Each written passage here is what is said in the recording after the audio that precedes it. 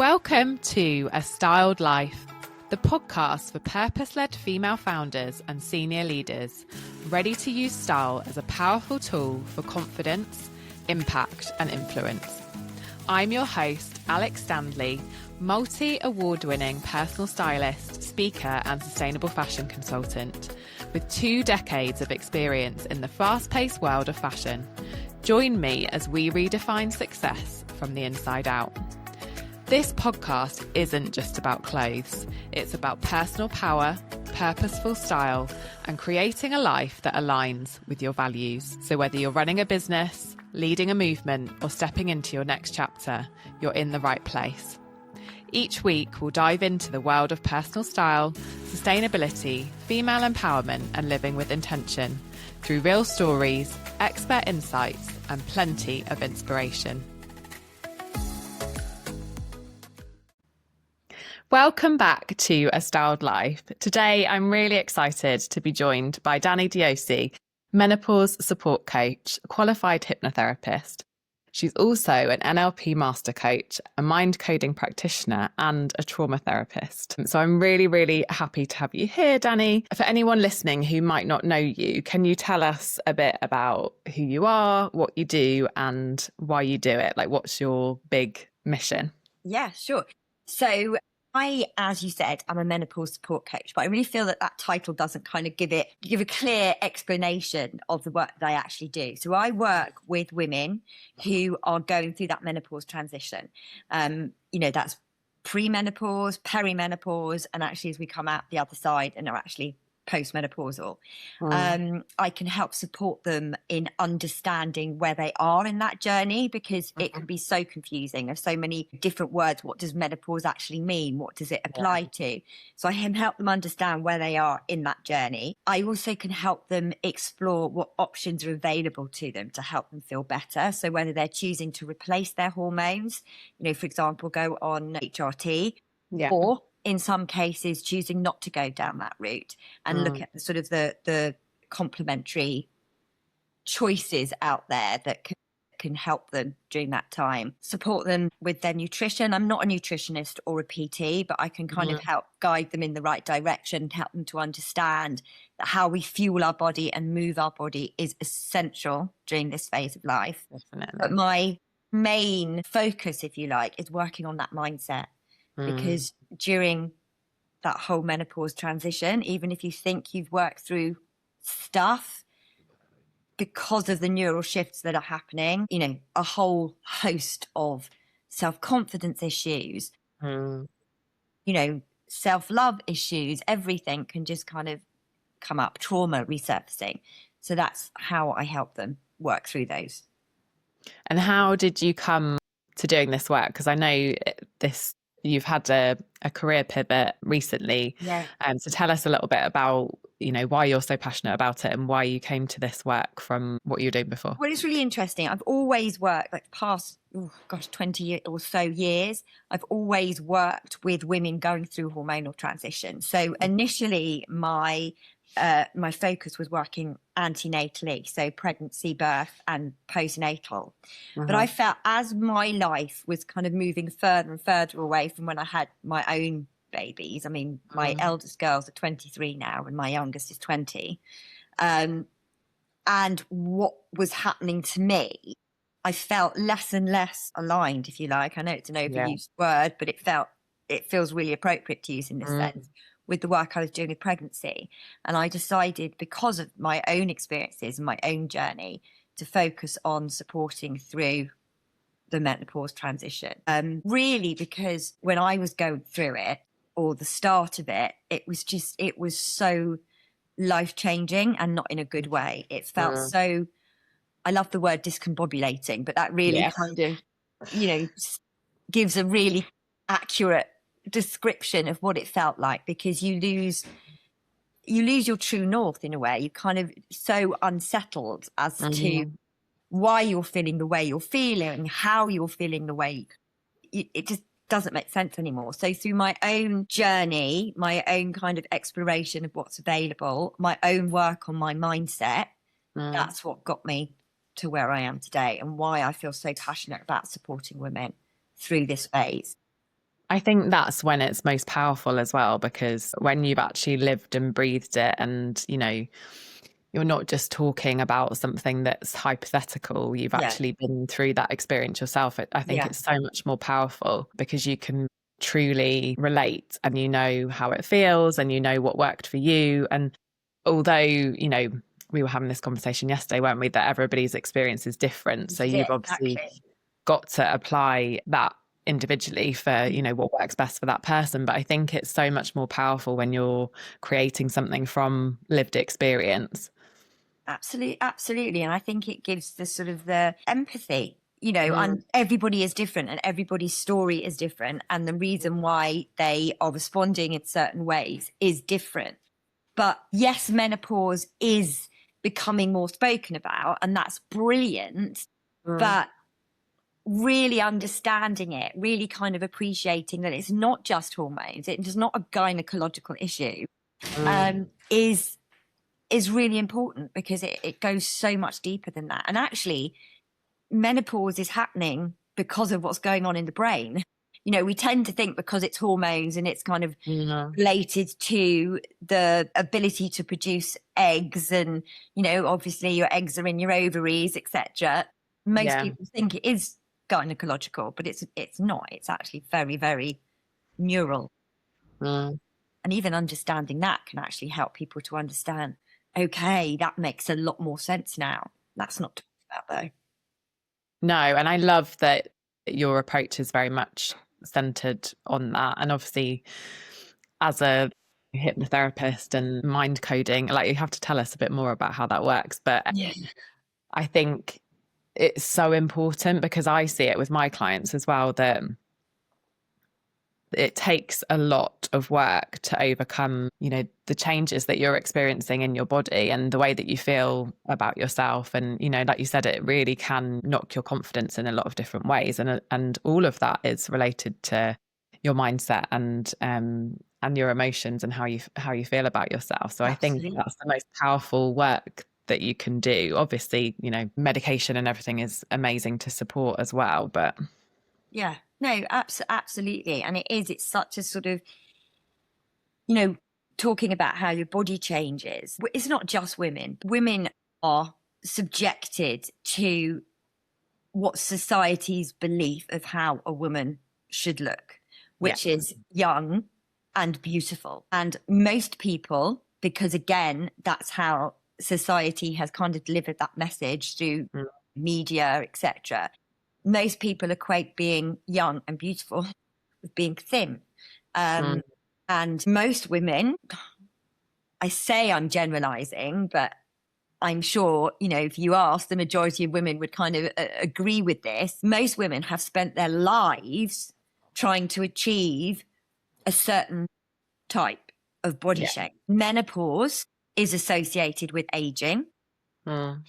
Menopause also means, because of the way that your hormones fluctuate and reduce, that our bodies hold on to fat in a different way. And that equates to our bodies changing. So you've got like a double whammy. You've got that whole kind of, you're getting older thing. You really aren't young anymore, combined with the fact that no matter what you do, you can literally try and starve yourself, which I do not recommend. And actually it has the opposite effect anyway. You know, you're dealing with this kind of, your change in body shape, which doesn't seem to shift no matter all the rules that you've previously followed, which have maybe worked to an extent, suddenly aren't working. And you're feeling really rubbish on top of it. So it's the perfect storm, if you like. Yeah. Just feeling like you're absolutely losing the plot. And it's not a great place to be. It really isn't. No. And I think through the work that I do, whether it's with women who are in perimenopause or menopause, or whether it's just women in general, most of the women that I work with do tend to be sort of 30 plus. It's really interesting because it doesn't matter, you know, I work with all different shapes and sizes, and it doesn't matter what your body shape is. The grass is always greener on the other side. It's like, if you're a rectangle kind of straight up and down body shape, you want curves, or if you're a pear or an hourglass, you want to be a bit, you know, less curvy, or, you know, have a a few less lumps and bumps, or, whatever it is. It's fascinating, really, like from a psychological point of view, because that's why I often talk about, as you said, societal conditioning and this kind of beauty ideal that is just not realistic. And also, I talk about this a lot as well, that it changes all the time. So, when I was growing up, it was heroin chic and it was Kate Moss and it was like all the really, stick thin models. And then more recently, it's been actually curves are being celebrated because of the Kardashians, and you need to have a big bum, and like everyone's getting bum implants and ridiculous. And then, they're supposedly having them removed, and it just, you can't conform and you can't reach that ideal because it's not real. And that's the thing. So much pressure. The people that we're seeing who are managing to kind of maintain that look, they're not doing it alone, and luckily they have millions and millions of dollars to spend on, whether it's PT, personal chefs, plastic surgeons. I mean, look at Kris Jenner, obviously she's had reasons for doing what she's done, but she's 70 plus something, and she now looks like a Kardashian sister. It's whoever the surgeon is, they've done an absolutely fantastic job. But it just completely, extends that message even further, that in order to be really the top of your game, you have to be young and thin, and that sort of that vision of what beautiful is, which you have to look a certain way in order to be successful. I think is a lot of the messaging that, whether we realize it consciously or not, it sits subconsciously and it runs on script in our minds. Exactly. And that's the sad thing, because actually getting older it's actually, first of all, it's a gift. Every extra day you get on this planet, when you look around, what's happening around you is an absolute gift. And we should spend that time relishing, enjoying who we are, who we've become, and who we've yet to be.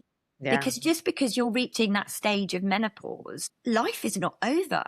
No. And actually, with the brain fog and with the forgetfulness and, with the overwhelm, also comes this amazing freedom of actually giving a lot less, insert word of choice, and getting rid of that need, that desire to people please the whole time. That is freeing. And actually, we should be embracing that inner wisdom that develops with that cognitive, what's happening is it's pruning pathways that we no longer need, embracing, let's bring it on. Let's see what the adventure that the world has in store for us actually is. And so many women don't feel that way. No. And I think that is why I'm so passionate about, I don't want to create carbon copies of me or carbon copies of everybody else, because we need to be celebrating what is unique and individual about ourselves. And that's how people connect with us. That's how people understand us. And when we're just trying to conform to somebody else's, beauty ideal or somebody else's idea of what style should look like, or how our body should look, or whatever it is, then we're not able to then really be in our power, and I think we give away a lot of power, and we kind of dim ourselves when we're feeling like we need to conform. And that's exactly why I'm so passionate about the work that I do, because it has to be about you. It's got to be about like your identity, your personality, like who you are, how what's important to you. And I get quite frustrated when I see, not to diss what other stylists do, but I do get quite frustrated when I see people creating, carbon copies of themselves, because that's not the work. No, we're all different. We're all individuals. I think it's society, physiology, learned behavior has actually made it feel very unsafe to be an individual. Because, back in the day, if you weren't with the herd, you'd be the first to be picked off. So you can understand why people feel that way. Definitely. But actually, if we, like you say, if we were all carbon copies of each other, then the world would be a really, really boring place. Definitely. I think, and there's much, psychological research, isn't there, about pack mentality and the need to fit in, which again is totally like a subconscious thing that we're not, aware of on a day-to-day basis. But I think, as you said, the beauty of aging and getting older and not caring so much is that if your mindset is in the right place, then you are able to embrace who you are, and you're able to have the confidence to feel safe enough to stand out. And I think the work that you and I both do is kind of enabling people to be able to do that. And, I'm never going to sell confidence, because it's very much an internal thing. It's like a muscle that you build over time. Yes. But all of these things are tools that can support you in reaching that stage. Yeah, absolutely. And after all, when you do get to the end of your life, you want to be able to look back and say, do you know what? I did everything that I wanted to do, rather than I wish I'd had the courage to. Yeah, absolutely. So in terms of, I know that you spoke about, your own journey has very much influenced the way that you serve your clients and how you've built your business. Can you tell us a little bit about kind of what's changed for you most over the last few years, and whether that's impacted at all how you dress or how confident you're feeling on a day-to-day basis? It's really interesting. I mean, because so much has happened in the last few years, whether it's kind of my own personal journey, or if you look at what's been happening in the world. I mean, the world changed with the pandemic, and when you kind of, most people had their work uniform and their home uniform, all of a sudden that became the same. I think I lived in tracksuits, probably. I called them daytime pajamas, which was, great for the comfort factor. But, looking back, I think it certainly, it does affect how you show up for work. Even if work is on a computer screen, if you're sitting in your daytime pajamas, even if they're just on the bottom half, it doesn't really kind of prime the mindset in the right way to go for work. Think probably until I started to kind of take control over what was happening with my body, I definitely dressed more for comfort and more for hiding, because I didn't like what was going on with my body. I didn't like the way it was changing. My body didn't even feel like my body anymore. And as much, I've got 3 daughters. I've got twin girls and a younger one. So my body has changed significantly over the years. Pregnancy, after pregnancy, feeding, etc.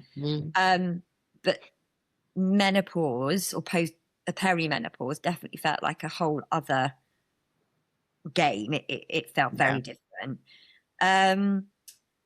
I think there was also a bit of confusion as to, what age range am I in now? Yeah. Can I dress like young girls, or am I going to look like mutton dressed like lamb? Not ever kind of knowing what the right level was to get. I think more recently, as I've kind of been more confident in who I am, that has maybe evolved a bit. However, I still think, and I've spoken to you on many occasions about how you're on my vision board. I still definitely feel like I need you to come and sort me out once and for all. I mean, sorry, what were you going to say? I was going to say, I think it's really interesting lots of things that you've said, but I think one thing in particular is really interesting about the age thing as well, because I think the fashion industry is very much, as you were saying earlier, about society in general and the press and the media and everything else. But the fashion industry is particularly guilty of serving the younger demographic. And, it's very much catered towards, under 40, I would say. Yeah. And then I, most of my clients that come to me, that's a real problem for them, that they feel like, where do I fit in now? Where do I shop now? And then it's exacerbated with the body changes as well, because it's like nothing really fits how it used to, and I don't really know how to dress my body shape now. And it's like you said earlier, it's a perfect storm. And I think, from my experience working in the industry and working on fit and working on, how things look on the body, before they then go out into the shops as well. I was, in my 20s and 30s when I was doing that job, early 30s. And I could see, even from, M&S was a particularly good, decent retailer who does a lot of work on fit, and they fit on size 12 and size 18 models. So they've got the variety that, they're really making sure that they're doing a decent job of grading different sizes and the tech side of things. But I could still see that we were alienating our core customer at times, because there was this kind of, I don't know what the word is, like fascination or obsession with going after the younger market. Like it's an untapped market that we need to, tap into more. And we've already got our core market of, older demographic that come in and, shop regularly and buy the underwear and like all that kind of stuff. And you're kind of sat there as a buyer thinking, but that's not who our true loyal customer is. And we need to make sure that we're actually creating things that fit their bodies, not fit, a 20-year-old, or, that we're not going after trends that work for a 20-year-old but don't work for if you're 40 plus. So I think there's a massive issue within the fashion industry of ageism, and and within the beauty industry as well. It's also really challenging. It needs to be kind of, with age comes power, with age comes confidence. And, that kind of you look at people like Helen Mirren, for example, she's in her 70s, isn't she? Yeah. And she always looks absolutely stunning, totally dressing for who she is, not who she wanted to be, or really, she looks anyway. She's obviously got very good stylist, but she really looks incredible. Kate Winslet as well is somebody else who's kind of, I'm not afraid. And she was someone who was criticized so heavily for her body shape when she was in Titanic. And she was young then, the damage that potentially could have done. Definitely.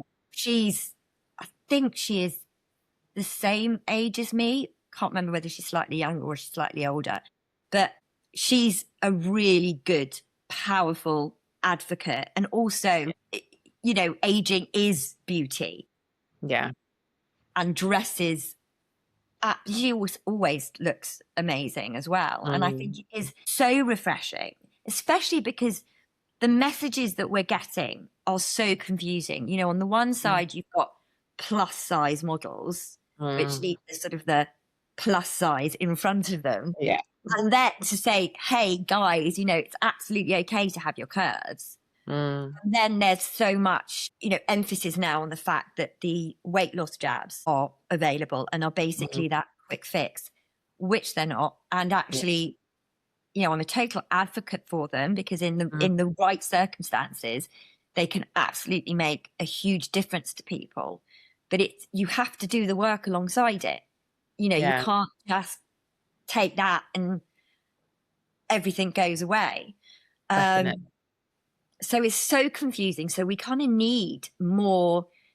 I heard the term for women of this age group, which is queenager, which I just love, because we do need more queen-ager representation, like Helen Mirren.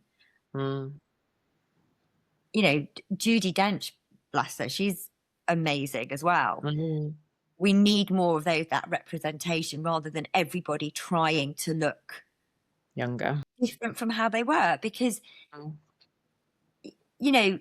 psychologically, from the point of view of someone who is going through the menopause transition, that is not going to help. No. Looking younger, having an unlined forehead, whatever route people choose to go down, it's not going to make you feel any better. It's not changing the inner work that needs to be changed to kind of give you that absolute sense of, you know what, I've got this for the first time in my life. I've actually got this. And that's where it needs to be. I think it's like almost, I don't know if this is a good analogy, but it's kind of like scaffolding, you know, the jabs and things like that. It's not making lasting change. With, you know, I've had friends that have got quite angry about it because they've been doing a lot of work on themselves and their relationship with food and with exercise and things like that. And then they've got friends who just all of a sudden, you know, lose loads of weight, and it's because of the jabs, and they're not being healthy and they're not exercising and they don't have a good mentality. And they're like, hang on a minute, I've just done years of work to kind of get to the same position. And then this person's just like, oh yeah, just like that. I'm just, but you know. The person who's done the years of work is probably a healthier version. Absolutely. And, you know, like I said, the GLP-1s, they absolutely do what they say on the tin. It's, you know, the fact that people can get hold of them so easily without that support, without that sort of guidance as to kind of how you should be eating, how you should be exercising. It's chasing that version of perfection that is being presented back to us. And I don't think it really solves anything, because you're still going to feel, you know, got the same, exactly, limiting beliefs or the same. Yeah, absolutely. It doesn't change anything. You're still insecure about the way you look. Yeah. And if you're, like you said, if you're constantly chasing somebody else's vision of what, you know, I don't know, what sexy looks like, what good looks like, whatever it is, it's never going to deeply feel, you know, connected to you, because it's always about chasing that ideal and chasing what somebody else told you that you need to be. Exactly.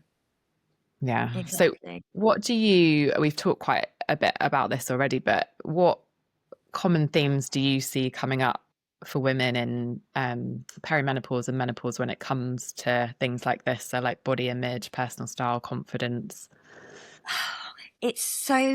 They basically take a huge battering. What is happening neurologically is that your brain is learning to function with less estrogen. Estrogen is a hormone that is in every single cell in our body, and it protects so much as a woman from your heart health, your skin health, your bladder health, your bone health, your brain health, you know, you name it. And estrogen is a huge factor in that. So when the hormone starts to drop, your brain is learning to function with less hormones. And that naturally causes some neurological changes, which we as women going through it often experience as brain fog, forgetfulness, overwhelm, etc., as well as all the physical symptoms that a lot of us feel. Those neural shifts, which are actually a good thing, because they're pruning neural pathways that no longer serve us in the way that they used to. So, for example, the ability to multitask is probably one of the first things to go.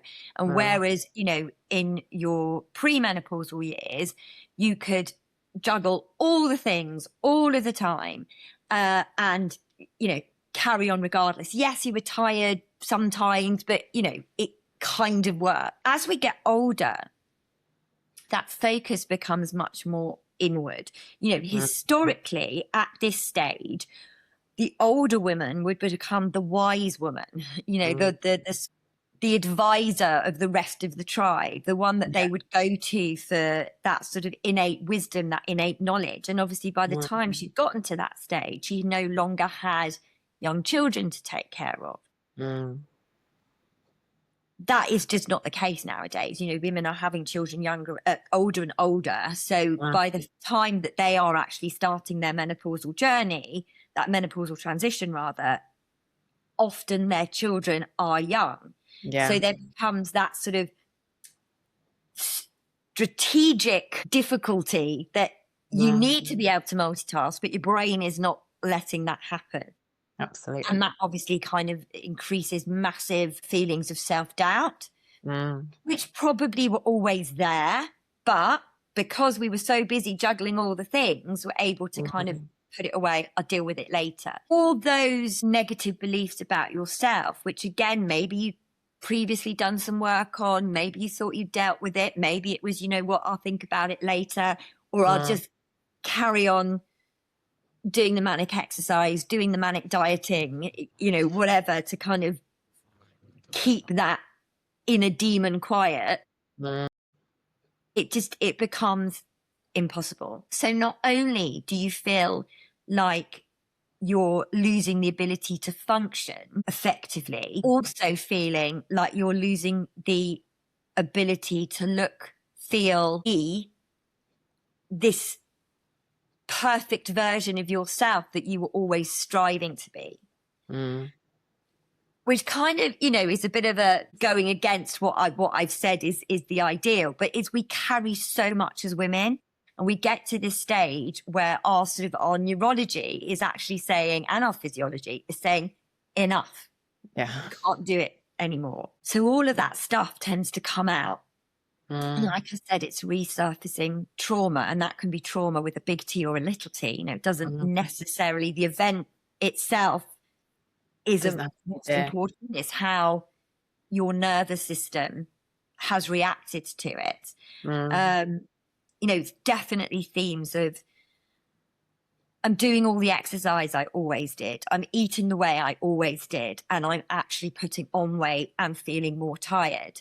So it's having to, yeah, absolutely go and work with a PT, absolutely go and work with a nutritionist, but actually if the sort of the core body image issue is still an issue, nothing a PT or a nutritionist tells you is going to stick. It's not going to make any difference. It's unpicking everything we've learned. So for example, you know, premenopause, it's all about the cardio, you know, run as fast and far as you can, do the HIIT workouts, get as sweaty as you possibly can because you're burning calories. It's all about burning the calories.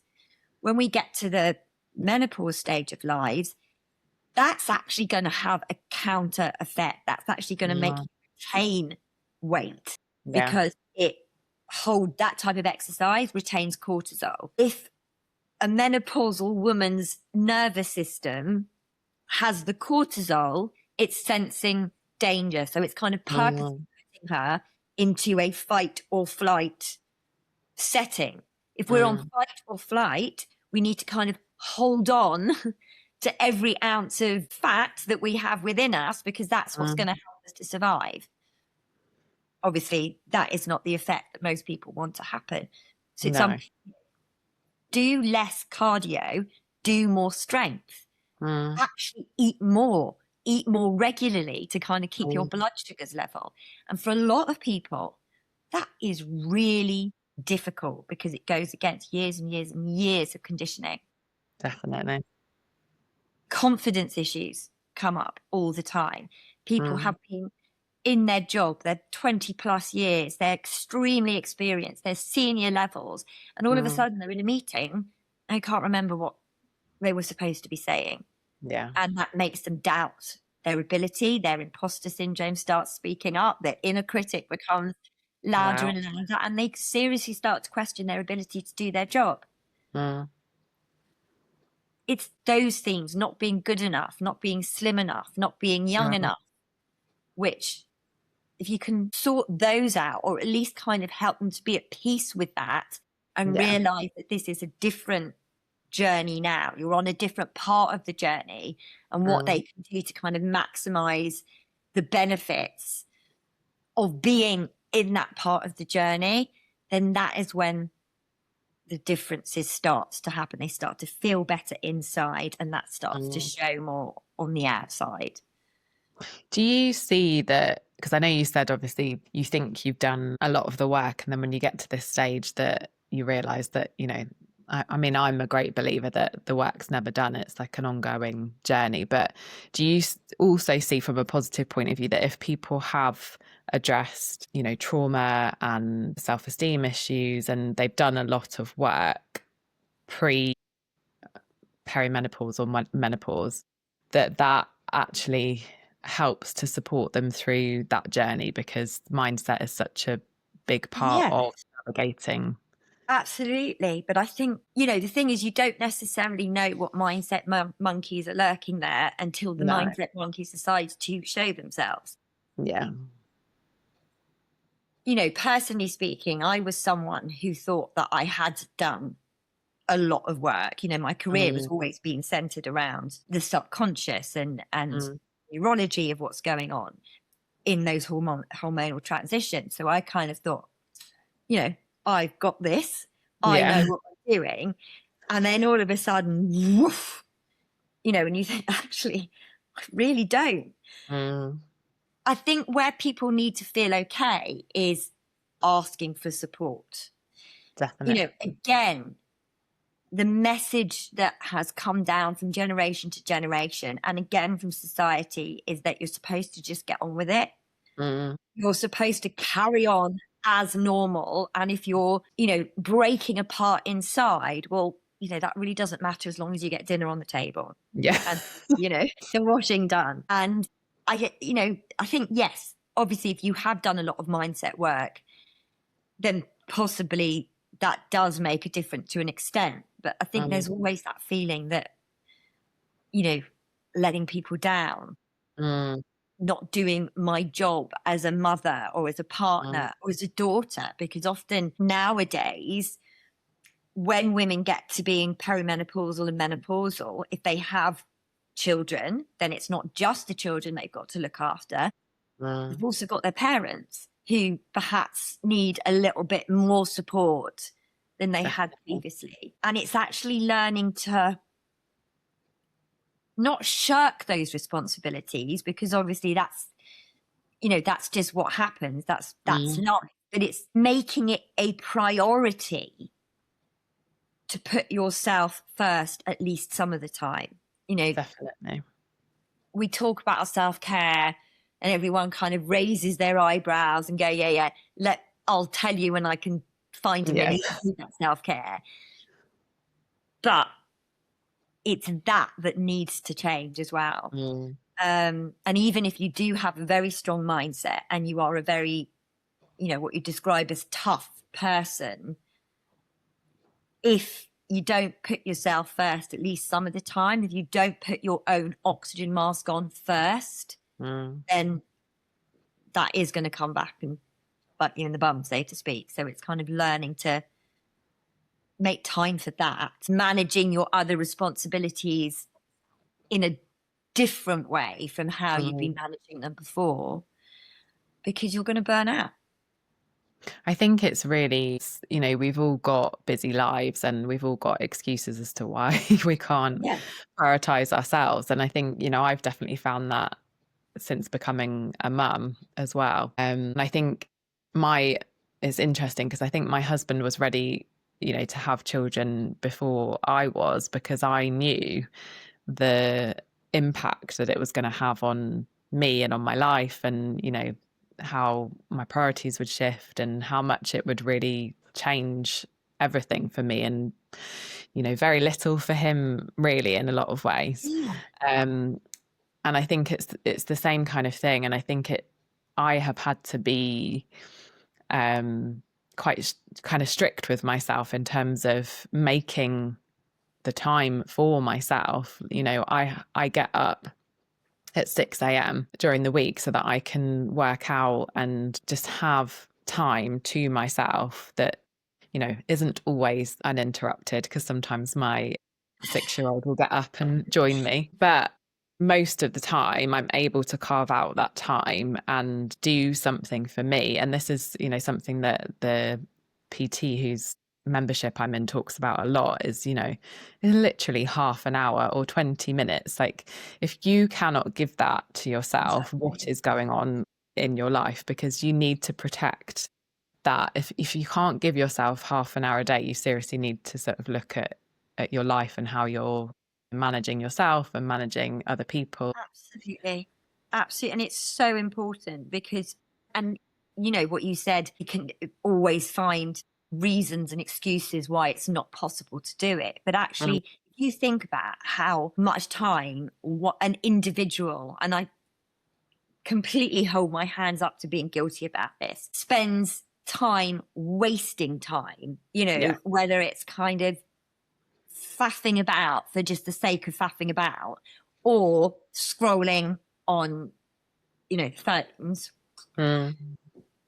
You can waste 45 minutes, an hour on easily. those things. If we're more focused and more deliberate about actually taking that time to do something that is going to be transformational, whether it's for your mindset, whether it's physical, whatever that is, then if you really want to do it, you can absolutely find the time to do it. And if there's always an excuse as to why you can't, then that's where I come in. It's like, what's going on inside of you that makes you feel this is more important than you? Yeah, and I guess a lot of it, does stem back to self-worth and, not necessarily feeling worthy of rest or feeling worthy of carving out time to spend on you, rather than, because I see it all the time that women with what I do, they'll say that they'll spend loads of money on their kids and their kids' clothing, and they say to me, like, my kids' wardrobe is incredible and I have invested all my time and money into that, but mine has kind of fallen to the bottom of the priority list. And I think there are a lot of kind of uncomfortable mindset shifts that you have to make in order to prioritize yourself. And like you were saying earlier about exercise, shifting that narrative has been massive for me. Like, I obviously grew up in that time of, it's all about cardio and burning calories. And I've, got my Apple Watch that records it's not a workout unless I've put it on my watch, my watch on and all that kind of stuff. And I've had to sit with that uncomfortable feeling of when I'm doing weight training or I'm doing kind of Pilates type conditioning workouts, and I look at the end of the half an hour or whatever it is, and it's like, oh, you've burnt, I don't know, 60 calories and it's shifting your mindset to, it's not about how many calories you burn, it's how you're building strength and fitness and health and longevity. I love my PT again. She's always like, ladies, we're thinking about the 80-year-old version of you and whether you can get up off the floor and whether you can still dance and whether you can still... Absolutely. 80-year-old version of me is going to be in the middle of the dance floor. I could never do the splits, but doing that. This is the thing. My children are older now. I'm excited about when they have children. Not too soon, but they're only 23.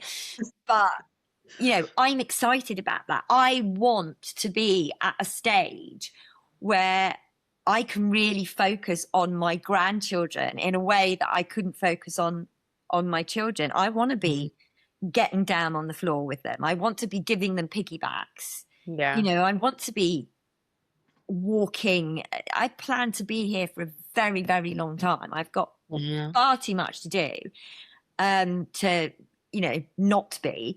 And I just, it's that sort of knowledge, and it's what you can't see.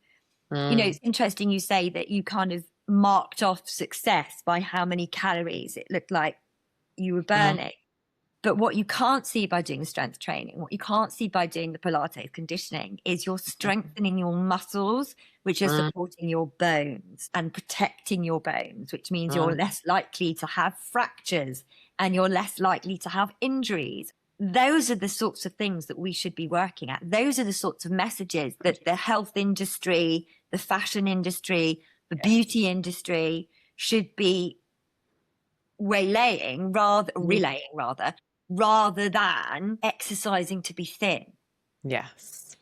And taking care of your skin to remain looking young, rather than it's it's longevity. And I've noticed as well that I don't I mean, I'm going to touch wood when I say this because I'll probably change tomorrow, but I don't get ill as much as I used to because I'm actually doing things that are for my health rather than to be thin. Yeah.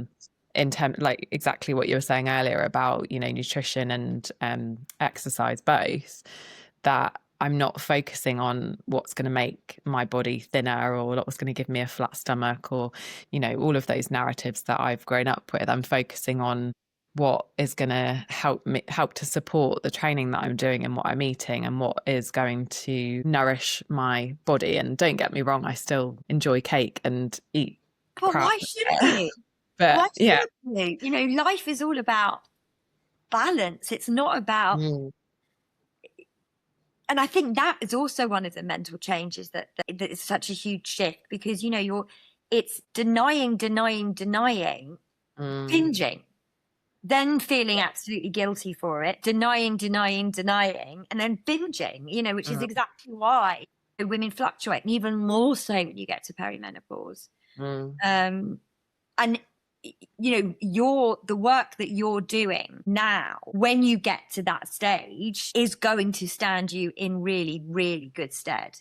One of the things that kind of makes my toes curl is because statistically, 85% of, I think it's something like 85% of women, a huge amount of women will experience perimenopausal symptoms. Very few have barely anything. But that doesn't mean they're not in perimenopause. No. That's the thing. And when you hear people kind of say, oh no, I breezed through it. Oh no, I'm not there yet. Yeah, if you're in your mid-40s, you are definitely perimenopausal. Yeah. You know, perimenopause can last for 10 years. So whether you've kind of got another 10 years to go or you've already been, you know, 5 years in the process. So great that you're not having hot flashes. Great that you're not having sleepless nights. Excellent that your joints aren't aching you. Fantastic that you don't feel like you need to go to the toilet all the time. Really happy for you. It doesn't mean that those hormonal shifts aren't happening. And actually understanding what the menopause means for your body and then taking the precautions to protect your body, regardless of whether you're going down the HRT route or not. Exercise, nutrition, mental health is all so important. It's that should be prescribed. Yeah, absolutely. Yeah. And I think, you know, that's a whole other conversation, isn't it, about how we're sort of overly medicated as a society. And, you know, I spoke about this on the podcast a couple of weeks ago with a holistic hormone coach, because she was saying about, you know, so many women that she supports have been let down by the system by going to the GP, and they just want to give them, you know, antidepressants or whatever it is. And that is not treating the root cause. It's just treating the symptoms as they come up, and it's not looking at the bigger picture. So I think that's why your work is so powerful, because it is a more holistic approach. Absolutely. And I think also it's not it's not either or. No, exactly. Yeah, it's that whole picture. And you, on that note, it perfectly segues us into, you have a menopause symptom tracker. Yes. Tell us a bit more about that, because I'm going to put it in the show notes so that people can access. Oh, brilliant. It's so important. I think partly the thing with perimenopause is it can kind of creep up on you. And a lot of the symptoms, you know, when it's just one or two of them, you maybe don't kind of put two and two together. Yeah. It's only when, you know, one or two of them turn into three or four of them, turn into kind of 8 or 10 of them, that you're kind of thinking, okay, something is potentially going on here. Perimenopause, yes, obviously it is an age thing, but you don't have to be a particular age for that menopausal transition to happen. So perimenopause, transitioning into menopause, which is actually only a day, and then after that you're postmenopausal. Yeah. It often makes it very difficult when you go to doctors, especially if you are on the younger side, because often you're told you're too young for perimenopause, Yeah. have some antidepressants or go away. And if you're aching joints, or then, go to the physio, etc., etc. So there's lots of sort of separate diagnoses for separate conditions when actually they're all part of the same thing. Yeah. If you have something like the menopause tracker and it's only a few or a very small amount of symptoms that are actually on the tracker, that's the tracker that the GPs are most likely to use. So it's kind of speaking their language. Yeah. The most kind of commonly known symptoms. If you are able to keep an ongoing record of what you are experiencing, then despite what age you are, despite the fact that you're still having regular cycles, despite the fact that you might never have had a hot flash, it just means you can go to the GP and you can say, I'm not feeling right. This is a record of what I've been feeling over the last weeks, months, whatever. And it just enables you to kind of support I'm just not feeling right. Often, if you're under 45, the GPs will want to run blood tests. Yeah. Which is, not always a bad thing because it can help to rule out other concerns. But blood tests are not definitive diagnostically, because if your hormones are fluctuating, your hormones could have been exactly where they need to be on the day that you had the blood test. It actually doesn't tell you anything. Again, having a record of the symptoms that you've been experiencing can help to sort of counteract, oh, well, your blood tests are fine, so you're fine. Even if you know you're perimenopausal, even if you know that, perimenopausal and you are on HRT or you're kind of monitoring it, your symptoms are possibly going to change as those hormones continue to fluctuate and eventually reduce. So again, keeping a record of where you are can help when you go back to your menopause review. And if you are on HRT, what the dose, etc., whether that needs to be adjusted. So it's a very, very beneficial tool because we do lead busy lives. Yeah. What we feel and what we experience is probably going to change day to day. Some days you're going to feel fine. Some days you're going to feel not so fine. So it can be really helpful to have a tracker because it just helps you to keep on top of things as well. Definitely. As well as giving kind of evidence, so to speak, to your caregiver. Amazing. Well, I will link that in the show notes as well. And we will just finish off with the final 3 fun quickfire questions about your style as well. So can you tell us what is one item of clothing in your wardrobe that you love the most and why? One item of clothing that I love the most and why? It would probably be jeans. And I don't know if I love them the most. They are just my go-to because there are so many kind of different styles of them. And to be honest, I'm still on the hunt for the perfect pair of jeans with the perfect shape. Like the holy grail, aren't they? Yeah, absolutely. But they are my go-to. So I suppose I kind of love them because they're a fail-safe. What about something that makes you feel incredible or, well, okay, one outfit that makes me feel incredible is not one that I could wear on a daily basis, but for my 50th birthday, which was the summer just gone, I had a gold sparkly fitted dress, which made me feel like $1,000,000. It really, really did. I mean, if I could wear that to every meeting, every networking, every trip to Sainsbury's, I probably would with more comfortable shoes. But I love that. And then I think it's about finding the pieces that give you that feeling with the practicality and the comfort on a day-to-day basis. As well. Exactly. Easier, like machine washable, so I don't have to worry about not getting it dirty. Yeah, that's okay. And if we opened your wardrobe right now, what would we find way too much of? Is that jeans as well? Well, jeans, yeah, but probably like really beige, nondescript colours, blending in colours. Okay. my wardrobe has not evolved with my mindset. That happens so often. Yeah. It's just kind of, again, like here I am saying, put yourself first. And it's just, reach for the easy rather than kind of anything that makes me actually think. So yeah, my wardrobe is not a wardrobe I would be excited to show you, Alex, put it that way. Apart from the gold dress. I need to come and wave my magic wand. And what's an outfit or a trend that you look back on and think it makes you cringe a bit and you think, oh, why did I wear that? Or what was I thinking? Oh, God. There have been so many.